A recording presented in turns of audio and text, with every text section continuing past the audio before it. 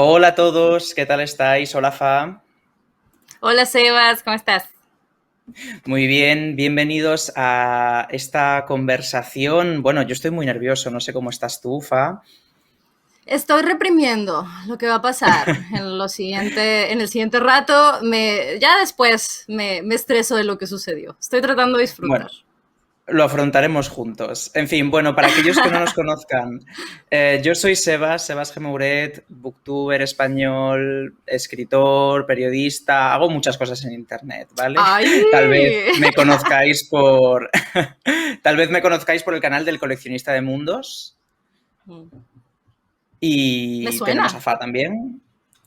Ay, hola, yo soy Fa Orozco. Esta es una presentación, de dos lados del mundo. Es muy emocionante.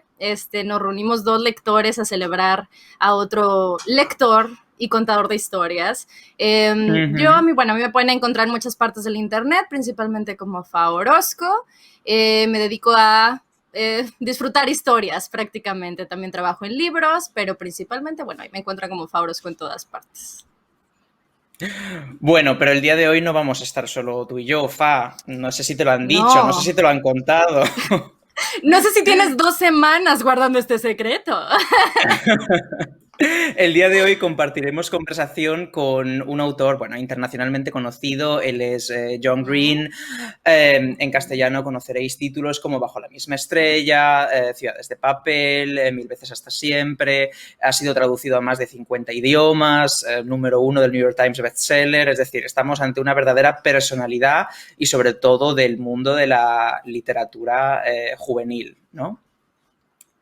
Claro, este es un momento muy bonito para dos chiques que se dedican al internet y los libros, poder estar aquí, porque no solo John trabaja contando historias de esa manera tradicional, sino que es cuenta historias en muchas presentaciones. En el 2007, uno de sus proyectos más largos, yo creo, comenzó, que es su canal con su hermano Hank Green, quien también es escritor, es su principal colaborador, también es escritor, tiene una novela increíble, An Absolutely Remarkable Thing, ciencia ficción maravillosa.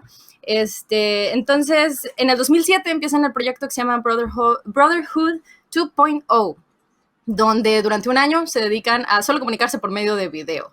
Esto se transformó con los años, pero lo siguen haciendo. Videos de 4 minutos donde se responden uno a otro y en el camino uno disfruta también como su audiencia. A esto se le suman un montón de otros proyectos en línea, desde Crash Course, que son estos cursos y clases educativos tremendamente importantes para quienes a lo mejor no tienen tan buena relación con el aprendizaje. Estos cursos son maravillosos. John ha sido host presentador de específicamente el curso de literatura.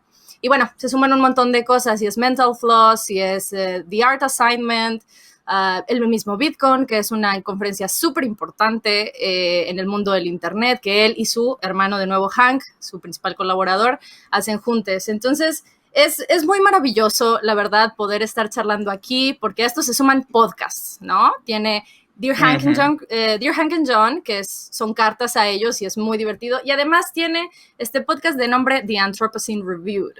En español se puede traducir como El Antropoceno Reseñado, pero este es el título de su nuevo libro también, que se llevó a cabo como Tu Mundo y el Mío. Entonces, es muy bonito poder estar aquí hablando con un fellow workaholic, que podemos conversar muchas cosas muy interesantes. Pues sí, la verdad es que al final es un contador de historias en muchísimos Ujú, formatos y de muchísimas maneras y desde hace muchísimos años. Y yo creo que ujú. podemos ya darle paso, ¿no? Porque para estar tú aquí y yo hablando, pues mejor hablar con él. Basta. Sí, por supuesto. Hello, John. All so much. It's so nice to see both of you, Sebas and Fa. Nice to see you. Thanks for being here. Thank you. Oh, I'm thank you for sorry your that we're not. time. I'm sorry that we're not speaking in Spanish. I would really like to, but my Spanish is truly terrible. I was able to ascertain only that that was a very generous introduction. It's okay. We don't mind. We're very used to consuming your content and even books in English. So it's a comfort to be able to not have the extra translation. So it's all right. Everybody at home does have either subtitles or a voice. So we're all covered, I think. Great. So, John, I don't know if you remember, but we met some years ago. It was Paper Towns. During Paper Towns, during the time that you were doing the promotion of the Paper Towns movie in Spain. It was 2015, I think, a long time ago. We've both changed a little bit. And first of all, I want to thank you because I've never had the opportunity to thank you, because that was one of the most acclaimed videos of my channel. It gave me thousands of views and new audience. So first of all, thank you. And I like to use it as a metaphor now that all these years have passed since then, 6 years, of how BookTube was back then, the international community of BookTube, and how it is now, because your books are a huge part of the BookTube community. I'm sure you know that. The impact, of course, of The Fault in Our Stars and all the other publications, your young adult novels, really... They were a huge moment of the BookTube community.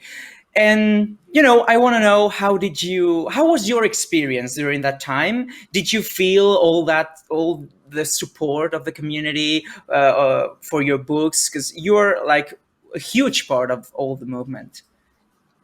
I definitely felt a lot of support, and still feel a lot of support for my work from people online and from creators online and from BookTube especially. I remember our conversation in 2015, both because you were a great interviewer and because it was one of the first times when I felt like the movie studio was beginning to understand how important YouTube was and how important YouTube creators were. And instead of only kind of lining up interviews with traditional media outlets, it was really encouraging to see them engaging more deeply with independent creators. Yeah. And so I have definitely felt that support, and it's been wonderful to see BookTube grow. And in a lot of ways, writing this book was for me a way to go back to my roots, because I started out my professional career as a book reviewer. I was a book reviewer before I wrote books, and I reviewed hundreds and hundreds of books for Booklist magazine. And, obviously these essays are making fun of reviews to an extent, and trying to point out the limitations of them and what critical discourse and qualitative discourse can and cannot do. But I love writing reviews, and I love listening to and watching reviews too. So I watch a lot of BookTube videos as well. Well, yeah, I have a comment a little bit like Sebas, in the sense of I also kind of owe a very huge jump, right, that my role in BookTube had, thanks to one video that it haunts me to this day, because everybody's like, do it again with another book, and I'm like, no, it was so much work, which is a book about the metaphors in The Fault in Our Stars, a video about the metaphors in The Fault in Our Stars. So that always ended up being the number one, and it was a lot of hard work, but I enjoyed it so much. I enjoyed it so much to be able to enjoy to kind of pinpoint metaphors and kind of the fun that you had with that book. Meaning, I have so much time because I need to fill in things, and I've been working for this in this for so long that let's just keep on working in this extra stuff, these metaphors, these things here and there. And I think that's so very enjoyable, not only about that one book, but about the stories that you tell. And maybe this, for people at home that is not very familiar with either the Anthropocene Reviewed or your very iconic Sports with John account, may seem like a jump, but I want to talk about football for one moment, if that's okay. Great. I'd love to. Because like 2 days ago, your Twitter has been on fire because of the cup that is going on, and that's lovely to see. But specifically, I want to talk about football because one of my closest friends Ahmed, we were talking about the Anthropocene Reviewed, the podcast. So we were chatting about that, and he said something that I never fully realized about the stories you tell, but I was like, oh man, he is right. Which is, there's just something about how John talks about sports that I don't care about football, even in a country where our passion for football is so huge, even in Spain as well, right? Not only in Mexico, but I don't care about sports. I don't care about football, but there's just something about the stories that John tells about football that is just makes me cry every time, like breaks my heart, and I don't understand, and I think that's fascinating. And I do agree. I think it's fascinating, and it's not. I believe it's not so much about how you tell these stories, but how you feel sports and how you feel football. So specifically, I would like to ask you, what do you think are those? I don't know how to call it, maybe humanity aspects of sports, but football specifically, that just makes you keep on falling in love with the world, which is the one thing that you want to keep on doing, said on the introduction of your own book. What do you think that is? Yeah, I do think we're all looking, or I think we're all looking for things that help us to fall in love with the world, help us to feel deeply connected, help us to feel emotions that maybe we struggle to feel in regular everyday life. And for me, and for many millions of people, maybe billions of people, football is one of the main ways. It's one of the ways that I can cry. I mean, I can cry like when my football team is Liverpool, and when Liverpool won the Champions League in 2019, I was in a bar in New York City with a bunch of strangers. I didn't know anyone there. And after they won, there was a person who was hugging me, and he was crying. He was like sobbing into my shoulder. And I was like, why is this guy crying? And then I realized that I was also crying. And I was like, why am I crying? This is such a weird phenomenon. Like, what else other than football can allow me to feel like that kind of connection with someone I don't know? And from, football is also a wonderful unifier. It's a wonderful kind of shared language for people. So, from Sierra Leone to Madrid to anywhere I travel, everyone can talk about football. Everyone wants to talk about Mohamed Salah. Everyone wants to talk about Lionel Messi. And that point of connection for me is really important as well. But as far as telling sports stories, I think that I try to tell them for people who, like you, who don't care about sports. Like, telling sports stories for people who care about sports is a whole different, that's all ESPN does all day, right? Like, there's lots of channels on TV, lots of books that do that. But I want to try to capture what's really moving and human about sports for people who may not understand, may not like have all of that shared background and experience in thinking about sports. So that's why in the book I wanted to write about Jerzy Dudek, who's this Polish goalkeeper who had a really amazing life. And a big part of his amazing life was that for the vast majority of his professional life, he never played. Like, he was a Real Madrid player for like 7 years and never played once. Like, it's an amazing story of a guy who kind of rose to prominence for basically one day. Like, he had one magical day. And I just love stories like that. So I want to always try to tell human stories, not sports stories. I don't want to tell human stories if I'm talking about board games, or if I'm talking about writing novels, or if I'm talking about sports. I think that's lovely. And I'm happy you mentioned Jerzy Dudek, because we were going to jump to that eventually. So let's do it. Something very interesting about the Anthropocene Reviewed, and even prior, it comes from Blog Brothers. To me, as someone who has consumed the story and listened to the story, is that specifically, You Never Walk Alone and Jerzy Dudek is something that we have seen transformed, right?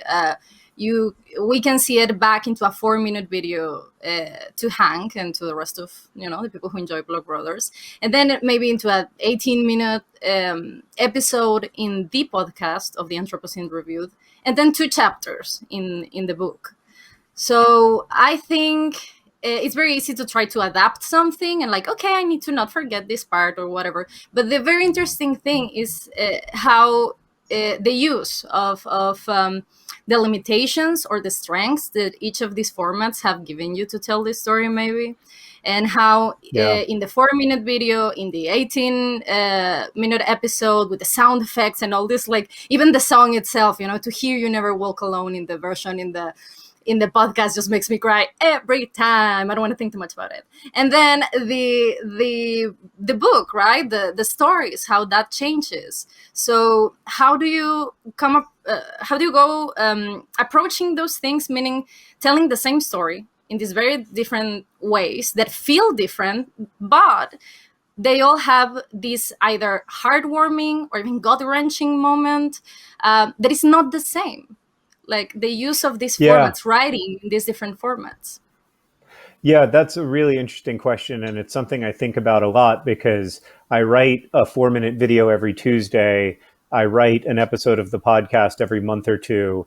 And then I write a book, which is a completely separate kind of thing for me. But they all do interweave and intertwine in all kinds of ways. Like usually when I write something, I'm not sure if this is true for you guys, but usually when I write something, I'm done. Like, I don't ever think about it again. I don't ever it's over. And the moment the moment the video goes up or the moment the book comes out or whatever, I don't think about that story anymore. But there are a few stories that do stay with me and that I find myself wanting to retell. So the Jerzy Dudek one is a good example of like, I made a Vlogbrothers video about this incredibly weird choice that this goalkeeper made in the most important moment of his professional life to not save penalties the way he had always saved them. And at the time, it was about one thing, but then I kept thinking about the story and I kept writing about it and it became about something else. It became about this astonishing human capacity we have to reinvent ourselves. It became about the capacity that, you know, we have, like the fact that we don't know what the future holds for us. And that's scary, but it's also wonderful. It's wonderful that we have amazing moments in front of us and we cannot possibly know what they are. And so the story became about that. And then as my understanding of the story shifted, the way that I wanted to write about it changed. So for me, format is a response to trying to understand what the story is about. Like, why do I keep thinking about Jerzy Dudek 15 years after he won the European Cup? I don't keep thinking about lots of better players who played for Liverpool in that era. So what is it about, I keep coming back to about Jerzy Dudek. And so for me, that's a way to go back to a story in a new, fresh way. And really, like, that's true for my novels too. Like when I was writing The Fault in Our Stars, I tried to write it for like 10 years before I finally found a way into it. And it was just the story that kind of like wouldn't stop being at the front of my mind. And so that's what I try to pay attention to when I'm writing. Yeah, you know, everyone is going to say about this book that, oh my God, here it is, John Green's new book, which it's true, it is your new book, but at the same time, it has nothing to do with your other young adult novels. So first, I want to know if for you, this is like a separate publication from your collection, if this book can fit on the same shelf next to Turtles All the Way Down, The Fault in Our Stars, Paper Towns, or if it was conceived as something different, which I think it was. Yeah, it was definitely conceived as something different. And I mean, I'm still the same person. I'm still the same writer. I'm still, so I'm sure that I'm using a lot of the ways that I've used in the past to try to, create ideas inside of other people's minds with words. But I did want to do something different. I wanted to write as myself for the first time. I've never written about myself in any kind of formal way. I've written about myself, I guess, on Vlogbrothers and in other formats, but I've never written about myself in the kind of rigorous way that I try to write books. In a focused, concentrated, long-term way. And so that's the first difference. And then, the second difference is that as a result of trying to write about myself, on some level, I was also probably writing for myself, which I've definitely never done before. You know, even when my first book came out, I thought of by then I was like 26 or 27 years old. And so I thought of myself as very different from the characters in the book and the kinds of things that they were concerned about, and even different from the readers of the book, you know. And that is less the case here. Like here, I was writing partly for myself, partly to try to write myself back into hope, to try to write myself back toward wonder, because I was having a really difficult time, I think, when I started the book. I was struggling against despair. And I wanted to write nonfiction. I wanted to write a true story. I wanted to write a series of true stories that would help me be hopeful about human life. And so that was a very different exercise for me than writing a novel. And between those two exercises, what do you think it was more cathartic for yourself? As in having built a whole world and this whole story where you can decide where to show a little bit about yourself, but you're protected, right? Because like maybe you can show a little bit because we cannot invent the whole thing, right? Like we are what we write, and our feelings are there as well. We're not the characters, but we are that. Maybe that, and to have this story at the end and feel that like this sense of that you have completed something, or having written these short essays, short stories about from yourself, from your point of view. What do you think it was more cathartic? It's very interesting the way you phrase that, to say that like when you're writing fiction, you're protected in a way. And that's true, but I have to say that I began to feel much less protected in the last couple books, because people were much more conscious of who I was, right, and much more kind of reading me into those stories in ways that, I had invited by having this public life, by making videos every Tuesday. And so I began to feel like it wasn't a shield in the way that it once had been for me, that writing fiction was no longer a break from the world, which is what I always loved about it, right? Like, the terrible thing about being a person is that you're stuck for the whole time inside of one body, living one life in one place, with one consciousness that you can never get out of. And that can feel quite claustrophobic to me. And so that's something I loved about fiction. But I have to say that I began to love it less over the last several years because it didn't feel like a break. And so writing this was huge, not just hugely cathartic, it was like hugely helpful to me, because I had to find a kind of hope that could withstand the reality of suffering. And I tried to do that in all kinds of indirect, highly metaphorical ways, in my novels. And here I was just trying to do it with the kind of desperation and transparency that one has when one is being oneself. And it was very helpful to me. It really, like, I made the book as a gift, and I hope that people like it. And I've been very gratified by the response to it. But much more than any book I've ever written, I also wrote it for myself.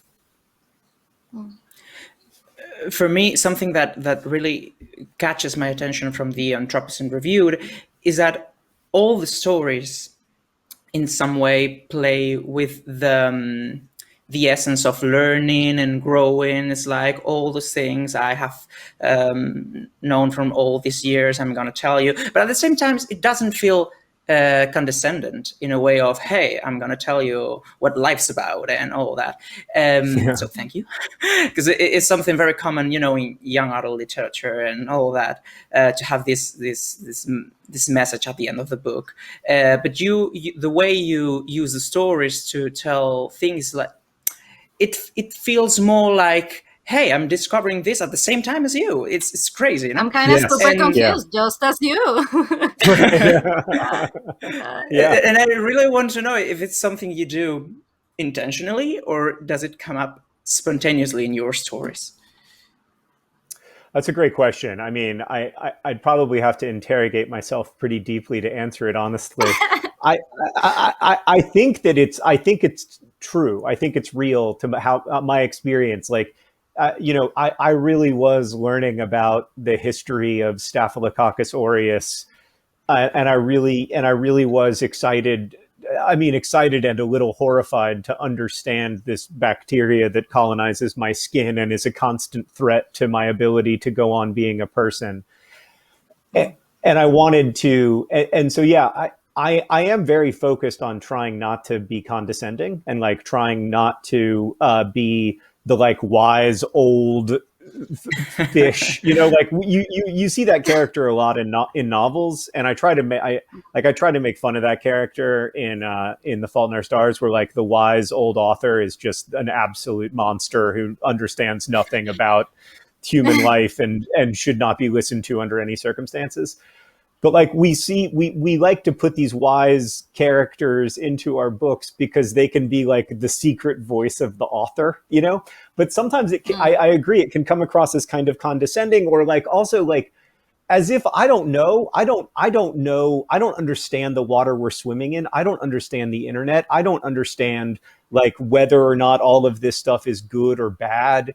And I wanted to acknowledge that. Like I truly did want to be as confused about the complexity of the world as I am, you know. And so I wanted to like share stuff that I was learning and stuff that I thought would be helpful for other people to learn, but while also acknowledging that I am not an authority and I have no idea what's going on in the wider world. I don't even really understand what's going on inside of myself, you know? Yeah, of course, we're not young enough to be actually able to know everything, I think. The older you get, you'll know the less and less. Yeah. But so did you in some way were thinking about, you know, young readers? I mean, you know, all your novels are labeled as young adult, but at the same time, you know, while you wrote this book, The Anthropocene Reviewed, were they in your mind or not at all? I don't think that when I think about audience, I think about age that much, to be honest with you. I think about the age of the characters when I'm writing fiction, and I try to reflect what that time of life might feel like for the characters, but I don't think that much about like the readers' demographics. And when I was writing this, I was thinking mostly about, I guess I was thinking mostly about how when you're relatively new to adulthood, and I'm not that new to it at this point, but I'm still, you know, like, I'm still confused by it. But I think when you're new to adulthood, like you're trying to understand so much and you have limited context. Like maybe you always have limited context. So like one of the things I wanted to reflect in the essays is that I'm trying to understand the world, but I'm trying to understand the world from one very specific place inside of one very specific person. And that limits me. That limits all of us. And if we don't acknowledge those limitations and we don't acknowledge that perspective, that becomes very dangerous to me, I think, because then we're speaking as in absolutes and we're speaking as if there is some objective truth that is removed from our observation of it. And so I guess when I was thinking about audience, I was thinking mostly about like just trying to remind myself to be aware of the fact that I have one very particular perspective, and literally every other reader of the book will have a different perspective, and to try to make as much room for that as I could, or at least to try to acknowledge how specific my own experience is.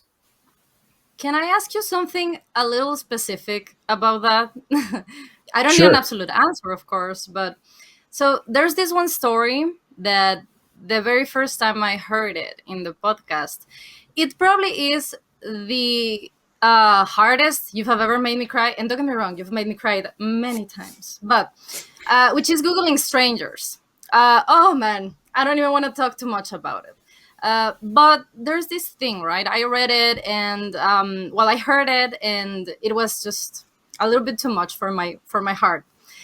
And then I read the book, and this kind of comes back a little bit to this whole of telling the same story in different formats. But the book, the story itself, from the podcast to the book, is pretty much the same. Meaning, It's the same story. It's told kind of the same self-thought in English, but I'll try to explain myself.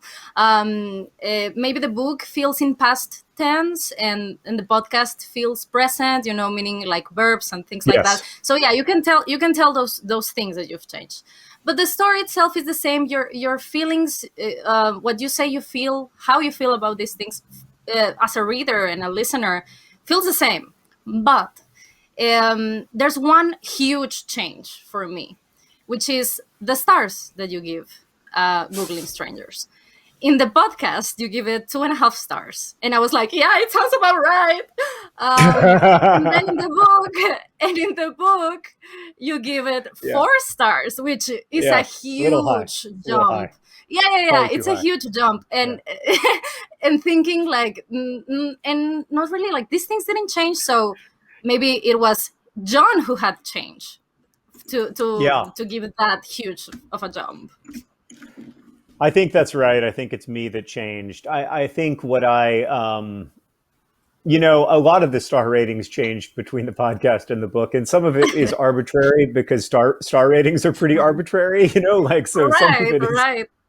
some of it was me trying to tell a joke about how star ratings, we give a lot of weight to them, but they're pretty, they're not that carefully considered a lot of times. But with that in particular, I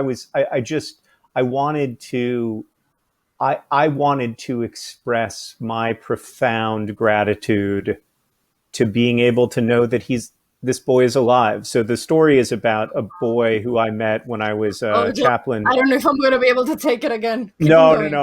I'll tell a quick version of it. The story is about a boy who I met when I was a chaplain at a children's hospital, and he was very seriously injured, and it was devastating. It was one of the hardest. I mean, it was devastating. There's nothing else to say about it. And I thought for many years that the boy probably had died, because that was the likely outcome. And I knew that I could Google him, and I would lay awake at night, and I would even go to the computer and start to search for his name, and then think, no, I don't want to know. And I guess what changed for me is that I started to, when I was rewriting the piece to be in the book, I was thinking about how, on the whole, I think it's good that we know. I think it's good to know. And I'm so grateful that young man, I mean, now older than I was when I was his chaplain, I'm so grateful that he's here with us, and so grateful to know that it has changed the rating for me. Yeah. Mm-hmm. And how do you feel about the fact that this book is going to be ranked everywhere in a scale of 1 to 5 stars? I mean, it's so weird. I mean, I knew it in the abstract. Like, I thought about it a lot as I was writing the book. I was like, oh man, people are gonna make a lot of jokes in their Goodreads reviews. For me, is the ultimate performance, because this book is kind of a manifest against star reviews. Right? So I really want to rank it now. Well, I mean, so interestingly, it is by far my highest rated book on Goodreads and anywhere else where you search, where you could find 5-star reviews. And I find that fascinating and weird, and it makes me happy, but it shouldn't make me happy, because star ratings shouldn't matter very much, but they do matter. And I guess that's part of why I wanted to write them in the book, was because I was thinking about how weird it is that this system of evaluating experiences, of ranking them on a scale of 1 to 5 stars, has become so powerful just in the last 20 years. It didn't really exist at scale until the rise of the internet. And it's become so powerful that now, I go and look at the reviews of a restaurant, and if it's a 3.5-star restaurant, I get nervous. I feel like maybe we shouldn't go. And I do the same. Even though I make fun of star ratings in the book, they matter. They matter a lot. They matter a lot to a book's sales. They matter a lot. They're really important. And that's part of what's so strange to me about our historical moment, is there are all these things that function as a kind of like background noise in our lives, but that are really powerful. The algorithms that decide what photographs pop up at the top of our Instagram feed are incredibly powerful, not just in who gets famous and how resources get distributed, but they're also powerful in how we feel about the world, how we feel about our situation, how we feel about other human beings. Like, they really matter. And so I wanted to try to call attention to some of these background noises, whether it's those algorithms or air conditioning and the way that air conditioning has reshaped human life. And in so, some yeah, ways, it's kind of dehumanizing, no? In some ways. Yeah. To some people's work to rank, you know.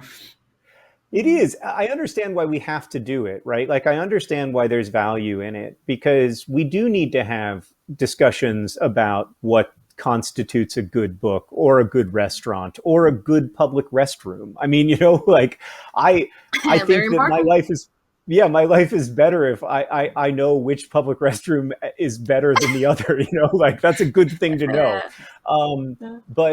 But yeah, it troubles me as well. And I think that, like, that complexity of how do we have conversations about what constitutes a good book or a good movie, while still retaining an awareness of the humanity of all the people involved, is really challenging. And like, that's a question that for me goes back to my own days as a book reviewer. Like, as a book reviewer, I felt like my primary obligation was to the audience, you know, to the potential readers of this book. And if the book I thought was not a good example of this genre, or like it wouldn't resonate with its audience, or like it was harmful in some ways, like I felt an obligation to write about that.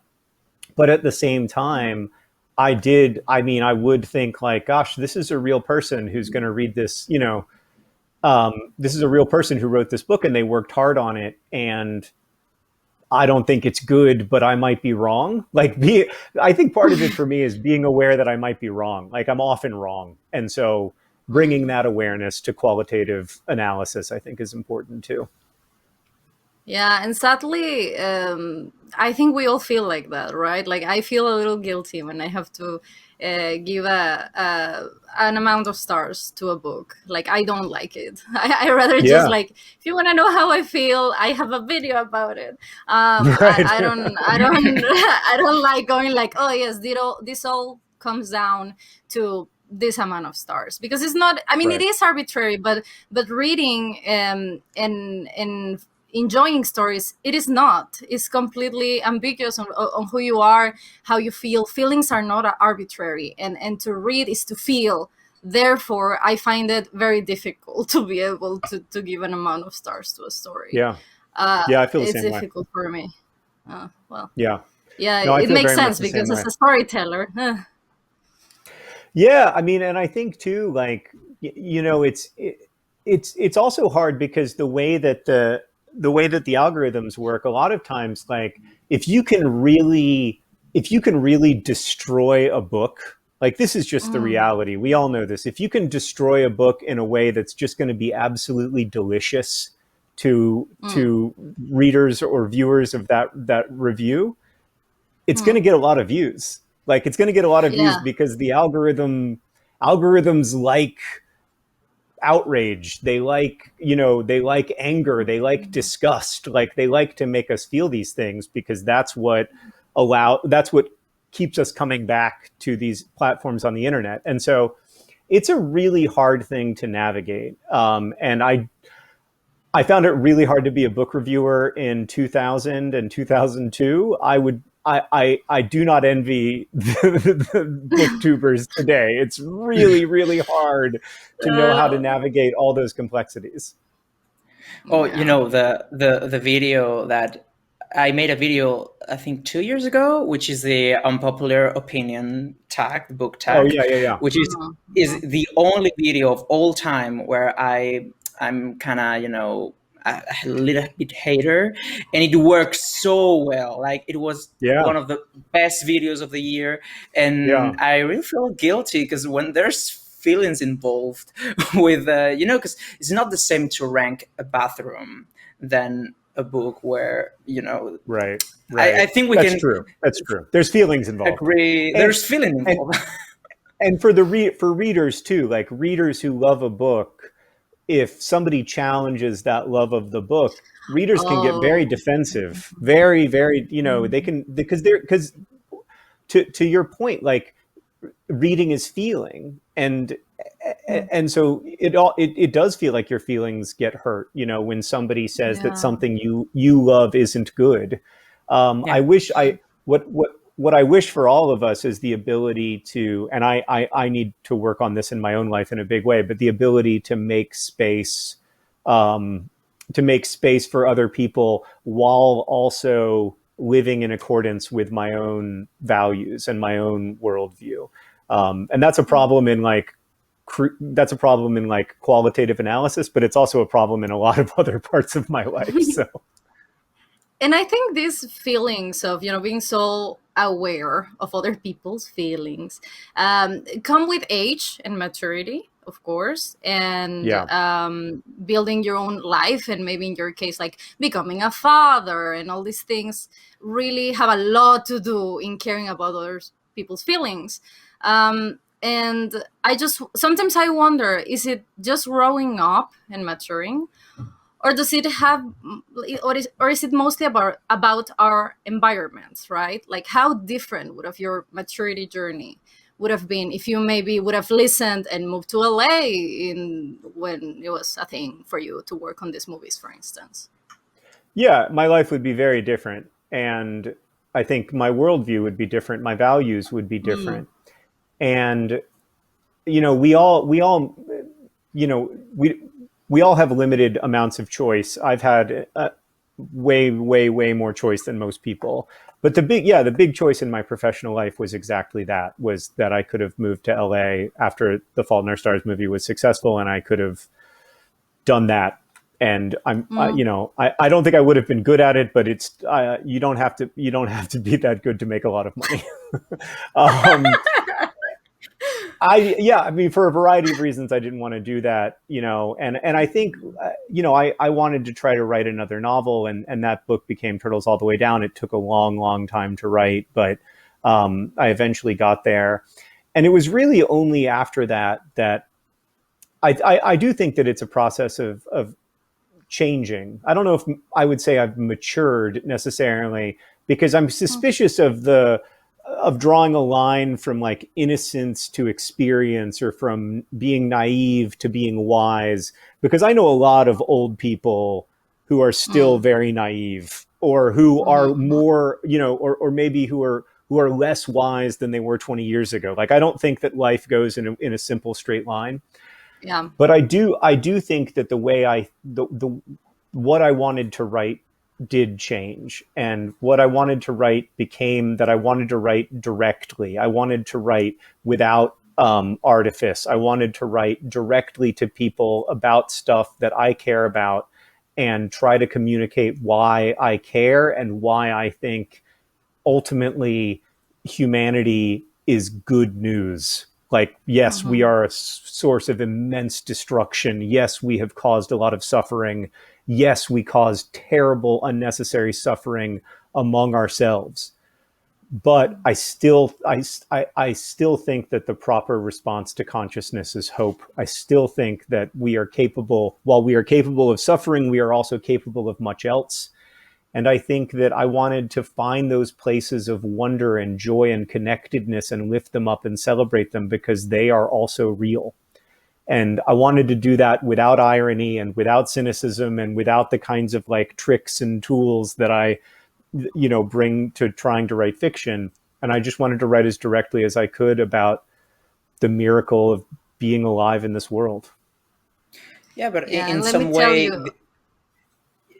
just keep what a going. quick note, that this essence of that, life is worth living is also in your novels, in The Fault in Our Stars. It's pretty obvious, but in the others ones too. So it's kind of interesting that you come always with this message of happiness overall. I We can only only have be one. so much, right? I There's only only so have much one one. can be. Yeah, I only have one theme, in my work, really. And it's the thing that I'm trying to say to myself, that I'm trying to say to my children, that I'm trying to say to everyone I know, that I'm trying to say to strangers. And that one thing is, we are here to pay attention. Let us pay attention. Let us find joy where we can find it, and let us alleviate suffering when we can. And I think, yeah, all of my books are about that. Like, what happens when we fail to pay attention? What happens when we fail to take care of each other? What happens when we don't treat each other as human beings? And yeah, that's the theme to me, but also like, that's the theme of everything. Like, yeah, I am very taken with that idea, because like, I can't get out of bed in the morning if I don't have hope, real hope, that things can get better, that there are joyful times ahead, that life is worth the effort, and that humanity is redeemable. This makes absolute sense on why you like football so much, because football is the ultimate act of hope, right? Like, that's what really is. Yeah, football is, that is exactly right. It is not about whether or not a ball goes across a line. It is about having and being able to hold on to hope, even in the most ridiculous, impossible situations. So, yeah. That is what I love about football. Do you have anything? Yeah, well, while we're here, I really want to talk about success, because I think you're a great example of that. Or I don't know how you perceive yourself, but you really seem for me like a successful author. Of course, with your past publications being The Fault in Our Stars, the peak of those years when you debuted first in the New York Times bestseller for children's chapter books, being translated into more than 55 languages worldwide. And I really want to know, first, how was it for you to manage such an enormous impact as an author? And secondly, did it feel differently from the success that you have achieved and experiences in YouTube and all the other internet platforms where you are? Like, does it feel the same to sell 2 million books, or to have 2 million views, or to, how you compare it? Yeah, that's an interesting question. I mean, I think that it felt different at the time because mainstream media did not pay attention to YouTube. And so like, you could have an extremely successful YouTube channel, and nobody was ever going to make like a Saturday Night Live sketch making fun of your YouTube channel, because nobody who wrote for Saturday Night Live ever watched YouTube. And so it was, the thing that was very different about it for me is probably less different now, because now being very successful on YouTube also draws a lot of attention from US pop culture and broader like media. It was great in the sense that I am very, very grateful for the success of those books, and very, very grateful for the chance to, travel the world. Like, I'd never been to Spain before, and so that was cool. And it came with a lot of wonderful things, obviously, and financial security for our family, which is a huge deal. But it was also really difficult. And I talk about that some in this book, because it was disorienting. It felt like a lot of pressure at times, and I felt and was totally unworthy of that kind of success and attention, and I struggled with that a lot. And then I also struggled with just not knowing how to handle myself in on the internet. Like, I didn't know how to handle myself in public, because I'd never been in that situation before, and it was a weird situation to be in. So I am very grateful for it, but to be honest with you, I am also, it's not an experience that I would want to repeat. Like, I'm happy it happened. I'm happy it happened once. And how you feel about it now? Are you used to it now, or? Oh, it mostly feels over, to be honest with you. Like, I don't think there's any risk that Saturday Night Live is going to make a sketch about the Anthropocene Reviewed. So But yeah, no, I feel much I more. mean, I feel we'll much more see. comfortable with it now. We'll see. We'll see. We'll But see. they won't make a movie because I won't sell the rights. But I feel much I more. actually I feel support this much. decision. Continue. Thank you. Thank you. I feel much more comfortable now and much more. I also just like, I think I've had a lot of time to get used to having a different kind of relationship with my audience than I had when I was starting out. And so I feel a lot more comfortable in general in my life. And I think a big part of that, honestly, is like still living in Indianapolis, where like everybody here knows who I am, but they also know who my best friend is. You know, like my best friend is this big, tall, very charismatic guy. And, you know, one time I was complaining to him, I was like, you know, every time I go to Target, somebody stops me and I'm like with my kids and I'm trying to like wrangle my kids while also, and my buddy Chris was like, you know what, man, every time I go to Target, I also get recognized by someone I went to middle school with or by somebody I played golf with 6 months ago. And I'm also wrangling my kids and I'm not complaining about the difficulties of fame. Like it's just a byproduct of, and so living in a smaller city has actually been really good for me in that way. Mm-hmm. That's a good friend. We do need our Oh, he's reality great. checkup sometimes. Yeah. Oh, he's Well, your number one source for reality checks. that's very nice. Well, we really could be talking here forever, if you ask me. But we do have to finish up. Sebas, is there anything else you wanna ask or say before we finish this up? No, thank you so much for keep writing and of course Yeah. for being here today with us. Oh, it's such a Yes, John. joy. Thank you. I'm a fan of both of yours and very, very, very grateful to you for taking the time to do this today. It's really nice. Nice to see you six years on from the Paper Towns media tour. And very nice to meet you as well. And I'm just so excited and grateful to you both for doing this. This has been really fun. Oh, Thank you, John. Hopefully, we could. Yeah, we could start like a new tradition and, you know, share sometime 6 years later, like in 2027, like, for example. That sounds nice.